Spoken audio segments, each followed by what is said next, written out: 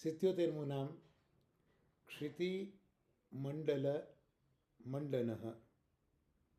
ક્ષિતિ એટલે પૃથ્વી અને મંડન એટલે આભૂષણ. તો શ્રી ગુસાઈજી એ પૃથ્વીના આભૂષણ રૂપ છે.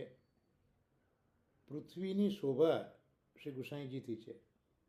પૃથ્વી મંડળને ગુસાઈજીએ શણગાર્યું છે, શોભાયું છે, માટે જ એના આભૂષણ રૂપ છે. જેમ મહાપ્રભુજીનું એક નામ ભૂમિ ભાગ્ય છે, એમ ગુસાઈજી પણ મહાપ્રભુજીનું જ સ્વરૂપ હોવાથી તેઓ પણ પૃથ્વીના આભૂષણ રૂપ છે.